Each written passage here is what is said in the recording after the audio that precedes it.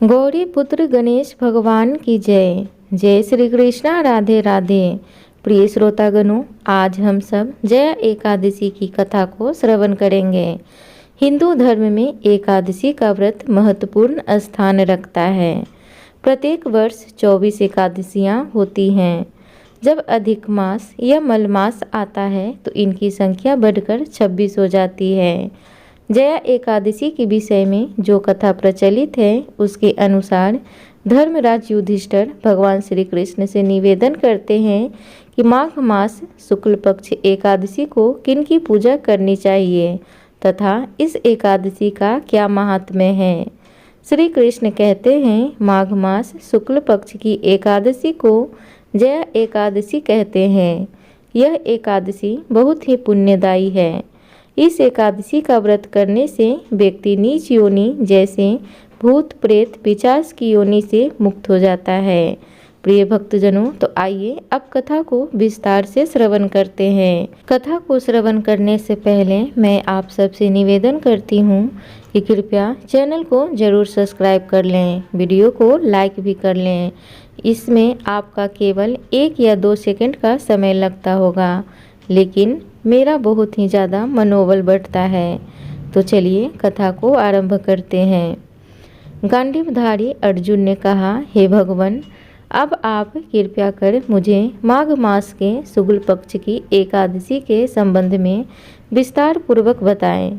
शुक्ल पक्ष की एकादशी में किस देवता का पूजन करना चाहिए तथा इस एकादशी के व्रत की क्या कथा है, उसके करने से किस फल की प्राप्ति होती है। भगवान श्री कृष्ण ने कहा, हे अर्जुन, माघ माह के शुक्ल पक्ष की एकादशी को जया एकादशी कहते हैं। इस एकादशी के उपवास से मनुष्य भूत प्रेत पिशाच आदि की योनि से मुक्त हो जाता है। अतः इस एकादशी के उपवास को विधि अनुसार करना चाहिए। अब मैं तुमसे जया एकादशी के व्रत की कथा कहता हूँ, ध्यान पूर्वक श्रवण करो। एक बार देवताओं के राजा इंद्र नंदन वन में भ्रमण कर रहे थे। चारों ओर किसी उत्सव के समान वातावरण था। गंधर्व गायन कर रहे थे तथा गंधर्व कन्याएं नृत्य कर रही थीं। वहीं पुष्पवती नामक गंधर्व कन्या ने माल्यवान नामक गंधर्व को देखा तथा उस पर आसक्त होकर अपने हाव भाव से उसे रिझाने का प्रयास करने लगी। माल्यवान भी उस गंधर्व कन्या पर आसक्त होकर अपने गायन का सुर ताल भूल गया। इससे संगीत की लय टूट गई तथा संगीत का समस्त आनंद क्षीण हो गया। सभा में उपस्थित देवगणों को यह अत्यंत अनुचित लगा। यह देखकर देवेंद्र भी रुष्ट हो गए। संगीत एक पवित्र साधना है, इस साधना को भ्रष्ट करना पाप है। अतः क्रोधवश इंद्र ने पुष्पवती तथा माल्यवान को श्राप दे दिया। संगीत की साधना को अपवित्र करने वाले माल्यवान और पुष्पवती, तुमने देवी सरस्वती का घोर अपमान किया है। अतः तुम्हें मृत्यु लोक में जाना होगा। गुरुजनों की सभा में असंयम एवं लज्जाजनक प्रदर्शन करके तुमने गुरुजनों का भी अपमान किया है, इसलिए इंद्रलोक में तुम्हारा रहना अब वर्जित है। अब तुम अधम पिशाच असंयमी के समान जीवन व्यतीत करोगे। देवेंद्र का श्राप सुनकर वे दोनों अत्यंत दुखी हुए तथा हिमालय पर्वत पर पिशाच योनि में दुखपूर्वक जीवन यापन करने लगे। उन्हें गंध रस स्पर्श आदि का तनिक भी बोध नहीं था। वही उन्हें असहनीय दुख सहने पड़ रहे थे। रात दिन में उन्हें एक क्षण के लिए भी निद्रा नहीं आती थी। उस स्थान का वातावरण अत्यंत शीतल था, जिसके कारण उनके रोम खड़े हो जाते थे, हाथ पैर सुन्न पड़ जाते थे तथा दांत किटकिटाने लगते थे। एक दिन उस पिशाच ने अपनी स्त्री से कहा, न मालूम हमने पूर्व जन्म में कौन से पाप किए हैं, जिसके कारण हमें इतनी दुखदायी यह पिशाच योनि प्राप्त हुई है। पिशाच योनि से नरक के दुख सहना अधिक उत्तम है। इसी प्रकार के अनेक विचारों को कहते हुए अपने दिन व्यतीत करने लगे। भगवान की कृपा से एक समय माघ के शुक्ल पक्ष की जया एकादशी के दिन इन दोनों ने कुछ भी भोजन नहीं किया था तथा न कोई पाप कर्म किया। उस दिन मात्र फल फूल ग्रहण करके ही दिन व्यतीत किया तथा महान दुख के साथ पीपल के वृक्ष के नीचे विश्राम करने लगे। उस दिन सूर्य भगवान अस्तांचल को जा रहे थे। वह रात्रि इन दोनों ने एक दूसरे से सटकर बड़ी कठिनता से व्यतीत की। दूसरे दिन प्रातः काल होते ही प्रभु की कृपा से इनकी पिशाच योनि से मुक्ति हो गई तथा पुनः अपनी अत्यंत सुंदर अप्सरा एवं गंधर्व की देह धारण करके तथा सुंदर वस्त्रों एवं आभूषणों से अलंकृत होकर दोनों स्वर्गलोक को चले गए। उस समय आकाश में देवगण तथा गंधर्व इनकी स्तुति करने लगे। नागलोक में जाकर इन दोनों ने देवेंद्र को दंडवत प्रणाम किया। देवेंद्र को भी उन्हें उनके वास्तविक रूप में देखकर महान विस्मय हुआ तथा उन्होंने पूछा, तुम्हें पिशाच योनि से किस प्रकार मुक्ति मिली? उसका संपूर्ण वृतांत मुझे बताओ। देवेंद्र की बात सुनकर माल्यवान ने कहा, हे देवताओं के राजा इंद्र, श्री हरि की कृपा तथा जया एकादशी के व्रत के पुण्य से हमें पिशाच योनि से मुक्ति प्राप्त हुई है। इंद्र ने कहा, हे माल्यवान, एकादशी व्रत करने से तथा भगवान श्री हरि की कृपा से तुम लोग पिशाच योनि को त्याग कर पवित्र हो गए हो, इसलिए हमारे लिए भी वंदनीय हो, क्योंकि भगवान शिव तथा भगवान विष्णु के भक्त हम देवताओं के वंदना करने योग्य हैं। अतः आप दोनों धन्य हैं। अब आप प्रसन्नता पूर्वक देवलोक में निवास कर सकते हैं। हे अर्जुन, इस जया एकादशी के उपवास से कुयोनि से सहज ही मुक्ति मिल जाती है। जो मनुष्य इस एकादशी का व्रत कर लेता है उसने मानो सभी तप यज्ञ दान कर लिए हैं। जो मनुष्य श्रद्धापूर्वक जया एकादशी का व्रत करते हैं वे अवश्य ही सहस्त्र वर्ष तक स्वर्ग में वास करते हैं। प्रिय भक्तजनों, इस कथा का सार यह है कि संगीत की देवी सरस्वती का एक अलौकिक वरदान है। यह एक साधना है, एक विद्या है। इसमें पवित्रता आवश्यक है। उसमें भी जिस सभा में अपने से बड़े गुरुजन आदि उपस्थित हो वह प्राणी को संयम एवं मर्यादा का पालन करना चाहिए ताकि गुरुजनों का अपमान न हो, उनका सम्मान बना रहे। गुरुजनों का अपमान करने वाला मनुष्य घोर नरक का भागी है। एक समय की बात है, काशी नरेश राम जी के दर्शन करने के लिए अयोध्या जा रहे थे। तभी नारद जी ने उनको रोक लिया और बोले कि वे राम जी के दरबार में जाकर सबको प्रणाम करें, लेकिन विश्वामित्र जी को न करें। काशी नरेश ने ऐसा करने का कारण पूछा तो नारद जी ने कहा कि आपको पता चल जाएगा। वे राम दरबार में जाकर वैसे ही किए जैसे नारद जी ने कहा था। काशी नरेश के प्रणाम न करने से विश्वामित्र जी नाराज हो गए और इसके बारे में भगवान श्री राम से कहा। उन्होंने कहा कि काशी नरेश ने भरी सभा में सबको प्रणाम किया, लेकिन उन्होंने मुझे प्रणाम नहीं किया। यह उनका अपमान है। आप मर्यादा पुरुषोत्तम हो, मर्यादा के मान के लिए काशी नरेश को दंड दो। श्री राम बोले कि आपका अपमान मेरा अपमान है। मैं प्रण लेता हूँ कि आज सूर्यास्त तक काशी नरेश का वध कर दंड दूंगा। यह बात सुनकर काशी नरेश डरकर नारद जी के पास गए और इससे बचने का मार्ग पूछा। नारद जी ने कहा कि आप माता अंजना के पास जाएं और उनके प्राण रक्षा का वचन ले लें। काशी नरेश माता अंजना के पास गए और उनके चरण पकड़ लिए। माँ अंजना ने कारण पूछा तो बोले कि पहले आप रक्षा का वचन दीजिए। वचन मिलने के बाद उन्होंने पूरी घटना बताई। तब माता अंजना भी परेशान हो गईं। उन्होंने पुत्र हनुमान को पुकारा।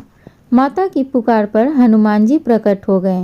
तब माता ने हनुमान जी की प्रशंसा की और वचन लिया कि जो कहूँगी उसको करना होगा। माता की बात कैसे टाल सकते थे। हनुमान जी ने वचन दे दिया। तब माता अंजनी ने काशी नरेश की रक्षा की बात उनसे कही। इस पर हनुमान जी दुविधा में पड़ गए। एक तरफ माता का वचन है और दूसरी तरफ प्रभु श्री राम का प्रण। बुद्धि विद्या के स्वामी हनुमान जी काशी नरेश को साथ लेकर सरयू तट पर पहुँचे और उनको राम नाम का जप करने को कहा। काशी नरेश राम नाम का जप करने लगे। इस बीच हनुमान जी प्रभु राम के पास गए और कहा कि आपसे एक वरदान प्राप्त करना चाहता हूँ। मैं आपकी नाम की महिमा के लिए जिसकी भी रक्षा करूँ उसमें सर्वथा सफल रहूँ। भगवान राम ने उनको वरदान दे दिया। उसके बाद हनुमान जी काशी नरेश के पास लौट आए और उनकी रक्षा के लिए गदा लेकर खड़ा हो गए। काशी नरेश के सरयू में होने की सूचना पर श्री राम ने अपना बाण धनुष पर चढ़ाए और काशी नरेश के वध के लिए छोड़ दिया। बाण आता देखकर हनुमान जी ने काशी नरेश को जोर जोर से राम नाम का जाप करने को कहा। वे ऐसे ही करने लगे। बाण काशी नरेश की परिक्रमा करके वापस आ गया। प्रभु श्री राम ने दूसरा बाण छोड़ा तो हनुमान जी ने काशी नरेश को सीताराम सीताराम का जाप करने को कहा। वे वैसा ही करने लगे। बाण फिर उनकी परिक्रमा करके वापस हो गया। इस घटना से भगवान राम और क्रोधित हो गए। उनको पता चला कि काशी नरेश की रक्षा में हनुमान जी स्वयं वहां मौजूद हैं। भगवान राम तीसरा बाण धनुष पर चढ़ाकर सरयू तट पर स्वयं पहुंच गए। उन्होंने कहा कि आज वे काशी नरेश के साथ हनुमान को भी प्राण दंड देंगे। प्रभु राम को आते देख हनुमान जी ने काशी नरेश को जय सिया राम जय जय हनुमान का जाप करने को कहा। काशी नरेश प्रभु राम के प्रचंड स्वरूप को देखकर डर गए थे, लेकिन वे जोर जोर से जय सिया राम जय जय हनुमान का जाप करने लगे। प्रभु और भक्त के बीच विचित्र स्थिति को देखकर वशिष्ठ जी हनुमान जी को समझाने गए, लेकिन हनुमान जी टस से मस नहीं हुए। इस बीच राम जी तीसरा बाण छोड़ने की तैयारी में थे। तभी विश्वामित्र जी वहां आ गए। हनुमान जी ने काशी नरेश से कहा कि तुरंत जाकर विश्वामित्र जी के पैर पकड़ लें। काशी नरेश ने वैसा ही किया। काशी नरेश को चरणों में देखकर विश्वामित्र जी ने राम जी से कहा कि काशी नरेश ने अपनी भूल सुधार ली है। वे अपने कृत्य के लिए क्षमा मांग चुके हैं। अब आप भी उनको क्षमा कर दें। इस प्रकार से हनुमान जी ने सिद्ध कर दिया कि राम नाम में कितनी शक्ति है। एक बार बोलिए जय सिया राम। प्रिय भक्तजनों, तो अब हम सब श्री राम की भक्त की एकादशी की दुर्लभ कथा को श्रवण करेंगे। तो चलिए कथा सुनते हैं। एक आलसी लेकिन भोला भाला युवक था जिसका नाम था आनंद। दिन भर कोई काम नहीं करता, बस खाता ही रहता और सोता रहता। घर वालों ने कहा चले जाओ, निकलो घर से, कोई काम धाम करते नहीं, बस पड़े रहते हो। वह घर से निकलकर यूं ही भटकते हुए एक आश्रम पहुंचा। वहां उसने देखा कि एक गुरुजी हैं। उसके शिष्य कोई काम नहीं करते, बस मंदिर की पूजा करते हैं। उसने मन में सोचा यह बढ़िया है, कोई काम धाम नहीं, बस पूजा ही तो करना है। गुरुजी के पास जाकर पूछा क्या मैं यहाँ रह सकता हूँ? गुरुजी ने बोला हाँ क्यों नहीं, लेकिन मैं कोई काम नहीं कर सकता हूँ गुरुजी। कोई काम नहीं करना है, बस पूजा ही करनी होगी। आनंद बोला ठीक है, वह तो मैं कर ही लूँगा। अब आनंद महाराज आश्रम में रहने लगे। ना कोई काम ना कोई धाम, बस सारा दिन खाते रहो और प्रभु भक्ति में भजन गाते रहो। महीना भर हो गया। फिर एक दिन एकादशी आई। उसने रसोई में जाकर देखा, खाने की कोई तैयारी नहीं थी। उसने गुरुजी से पूछा आज खाना नहीं बनेगा क्या? गुरुजी ने कहा नहीं, आज तो एकादशी है, तुम्हारा भी उपवास है। उसने कहा नहीं, अगर हमने उपवास कर लिया तो कल का दिन ही नहीं देख पाएंगे हम नहीं कर सकते उपवास, हमें तो भूख लगती है। आपने पहले क्यों नहीं बताया? गुरुजी ने कहा ठीक है, तुम ना करो उपवास, पर खाना भी तुम्हारे लिए कोई नहीं बनाएगा, तुम खुद बना लो। मरता क्या न करता। गया रसोई में। गुरुजी फिर आए। देखो अगर तुम खाना बना लो तो राम जी को भी भोग जरूर लगा देना और नदी के उस पार जाकर बना लो रसोई। ठीक है। लकड़ी, आटा, तेल, घी, सब्जी लेकर आनंद महाराज चल गए। जैसा तैसा खाना भी बनाया। खाने लगा तो याद आया गुरुजी ने कहा था कि राम जी को भोग जरूर लगाना। वह भजन गाने लगा, आओ मेरे राम जी भोग लगाओ जी, प्रभु राम आइए, श्री राम आइए, मेरे भोजन का भोग लगाइए। कोई नहीं आया तो बेचैन हो गया कि यहाँ तो भूख लग रही है और राम जी आ ही नहीं रहे हैं। भोला मानस जानता नहीं था कि प्रभु साक्षात तो आएंगे नहीं, पर गुरु जी की बात मानना जरूरी है। फिर उसने कहा, देखो प्रभु राम जी, मैं समझ गया कि आप क्यों नहीं आ रहे हो। मैंने रूखा सूखा बनाया है और आपको तरमाल खाने की आदत है, इसलिए नहीं आ रहे हैं। तो सुनो प्रभु, आज वहाँ भी कुछ नहीं बना है, सबकी एकादशी है। खाना हो तो यह भोग ही खा लो। श्री राम अपने भक्त की सरलता पर बड़े मुस्कुराए और माता सीता के साथ प्रकट हो गए। भक्त असमंजस में है। गुरुजी ने तो कहा था कि राम जी आएंगे, पर यहाँ तो माता सीता भी आई हैं और मैंने तो भोजन बस 2 लोगों का बनाया है। चलो कोई बात नहीं, आज इन्हें ही खिला देते हैं। बोला, प्रभु मैं तो भूखा रह गया, लेकिन मुझे आप दोनों को देखकर बड़ा अच्छा लग रहा है। लेकिन अगली एकादशी पर ऐसा न करना, पहले बता देना कि कितने जन आ रहे हो, और हाँ थोड़ा जल्दी आना। राम जी उसकी बात पर बड़े मुद्दित हुए, प्रसाद ग्रहण करके चले गए। अगली एकादशी तक यह भोला मानस सब भूल गया। उसे लगा प्रभु ऐसे ही आते होंगे और प्रसाद ग्रहण करते होंगे। फिर एकादशी आई। गुरुजी से कहा, मैं चला अपना खाना बनाने, पर गुरुजी थोड़ा ज़्यादा अनाज लगेगा, वहाँ 2 लोग आते हैं। गुरुजी मुस्कुराए, भूख के मारे बावला है, ठीक है ले जा और अनाज ले जा। अब की बार उसने 3 लोगों का खाना बनाया। फिर गुहार लगाई, प्रभु राम आइए, सीता राम आइए, मेरे भोजन का भोग लगाइए।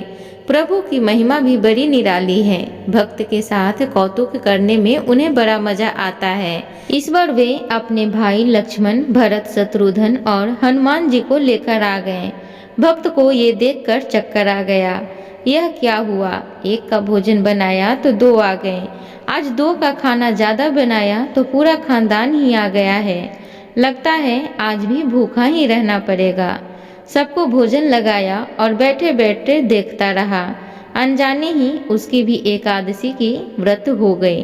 फिर अगली एकादशी आने से पहले गुरुजी से कहा, गुरुजी ये आपके प्रभु राम जी अकेले क्यों नहीं आते, हर बार कितने सारे लोग को ले आते हैं, इस बार अनाज ज़्यादा देना।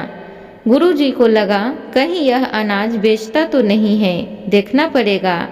जाकर भंडार में कहा, इसे जितना अनाज चाहिए इसे दे दो, और छुपकर उसे देखने चल पड़े। इस बार आनंद ने सोचा, खाना पहले नहीं बनाऊंगा, पता नहीं कितने लोग आ जाएं, पहले बुला लेता हूँ फिर बनाता हूँ। फिर आनंद ने देर लगाना शुरू किया, प्रभु राम आइए, श्री राम आइए, मेरे भोजन का भोग लगा जाइए। सारा राम दरबार मौजूद। इस बार तो हनुमान जी भी साथ आए, लेकिन यह क्या, प्रसाद तो तैयार ही नहीं है। भक्त ठहरा भोला भाला, बोला, प्रभु इस बार मैंने खाना नहीं बनाया। प्रभु ने पूछा, क्यों नहीं बनाया? बोला, मुझे मिलेगा तो नहीं, फिर क्या फायदा बनाने का, आप ही बना लो और खुद ही खा लो। राम जी मुस्कुराए, सीता माता भी गदगद हो गईं उसके मासूम जवाब से। लक्ष्मण जी बोले, क्या करे प्रभु? प्रभु बोले, भक्त की इच्छा है पूरी तो करनी पड़ेगी, चलो लग जाओ काम पर। लक्ष्मण जी ने लकड़ी उठाई, माता सीता आटा सानने लगी। भक्त एक तरफ बैठकर देखता रहा। माता सीता रसोई बना रही थी तो कई ऋषि मुनि, यक्ष, गंधर्व प्रसाद लेने आने लगे। इधर गुरुजी ने देखा खाना तो बना नहीं, भक्त एक कोने में बैठा है। पूछा, बेटा क्या बात है, खाना क्यों नहीं बनाया? बोला, अच्छा किया गुरुजी आप आ गए, देखिए कितने लोग आते हैं प्रभु के साथ। गुरुजी बोले, मुझे तो कुछ नहीं दिख रहा है तुम्हारे और अनाज के सिवा। भक्त ने माथा पकड़ लिया, एक तो इतनी मेहनत करवाते हैं प्रभु, भूखा भी रखते हैं और ऊपर से गुरुजी को दिख भी नहीं रहे हैं। यह और बड़ी मुसीबत है। प्रभु से कहा, आप गुरुजी को क्यों नहीं दिख रहे हैं? प्रभु बोले, मैं उन्हें नहीं दिख सकता। बोला, क्यों? वे तो बड़े पंडित हैं, ज्ञानी हैं, विद्वान हैं, उन्हें तो बहुत कुछ आता है, उनको क्यों नहीं दिखते आप? प्रभु बोला, माना कि उनको सब कुछ आता है, पर वे सरल नहीं हैं तुम्हारी तरह, इसलिए उनको नहीं दिख सकता। आनंद ने गुरुजी से कहा, गुरुजी, प्रभु कह रहे हैं आप सरल नहीं हैं, इसलिए आपको नहीं दिखेंगे। गुरुजी रोने लगे। वाकई मैंने सब कुछ पाया, पर सरलता नहीं पा सका तुम्हारी तरह, और प्रभु तो मन की सरलता से ही मिलते हैं। प्रभु प्रकट हो गए और गुरुजी को भी दर्शन दिए। इस तरह एक भक्त के कहने पर प्रभु ने रसोई बनाई। एक बार प्रेम से बोलिए, श्री राम दरबार की जय, श्री हरि विष्णु भगवान की जय, लक्ष्मी माता की जय। प्रिय भक्तजनों, एकादशी के दिन तुलसी माता की पूजा और कथा सुनने का भी बड़ा महत्व है। तो चलिए तुलसी माता की कथा को श्रवण करते हैं। कार्तिक माह में सभी औरतें तुलसी जी को जल से सींचा करती थी। एक बुढ़िया भी थी जो कार्तिक माह में तुलसी को सींचने जाती थी, और जब वह जाती तो तुलसी माता से कहती कि हे तुलसी माता, सत्य की दाता, मैं तेरा बिडला सींचती हूँ, मुझे बहू दे, पीले रंग की धोती दे, मीठा ग्रास दे, बैकुंठ में वास दे, अच्छी मौत दे, चंदन की काठ दे, अच्छा राज दे, खाने को दाल भात दे, और 11 यानी एकादशी के दिन कृष्ण का कांधा दे। बुढ़िया माँ की यह बातें सुनकर तुलसी माता सूखने लगी। तुलसी माता को यूँ सूखते देख भगवान ने पूछा कि हे तुलसी, तुम दिन प्रतिदिन क्यों सूखती जा रही हो? तुलसी माता ने कहा कि बस मेरे मन की मत पूछो। भगवान ने कहा कि मैं नहीं पूछूंगा तो कौन पूछेगा? इस पर तुलसी माता कहती हैं कि एक बुढ़िया आती है और अपनी बात कहकर चली जाती है, मैं उसकी सभी बातें पूरी कर दूंगी, लेकिन कृष्ण का कांधा कहाँ से लाऊंगी?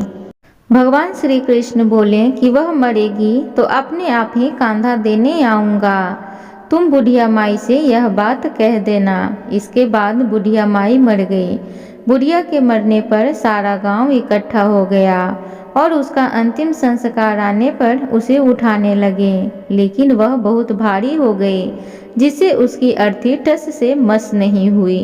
सभी बोले कि यह तो बहुत संस्कारी थी, बहुत पूजा पाठ किया करती थी, कोई पाप नहीं किया, फिर भी यह इतनी भारी कैसे हो गई?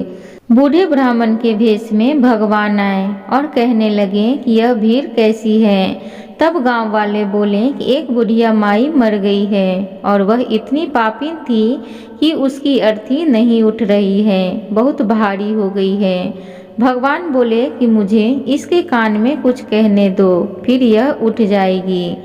भगवान बुढ़िया के पास गए और उसके कान में कहा कि माई, तू अपने मन की कर ले, पीताम्बर की धोती ले, मीठा ग्रास ले, बैकुंठ में बास ले, चटक की चाल ले, चंदन का काठ ले, झालर की झंकार ले, दाल भात का कौर ले और कृष्ण का कांधा ले।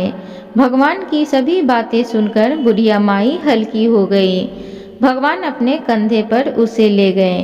बुढ़िया को मुक्ति मिल गई और वह बैकुंठ को चली गई। हे तुलसी माता, जैसे आपने उस बुढ़िया माई की मुक्ति दी, वैसे सभी की करना। जैसे भगवान ने उसे कांधा दिया, हमें भी देना। प्रिय भक्तजनों, तो इस प्रकार तुलसी माता की कथा थी। उम्मीद करूंगी आज की कथा आप सबको अच्छी लगी हो।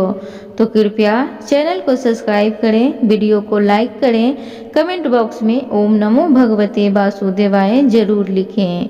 धन्यवाद।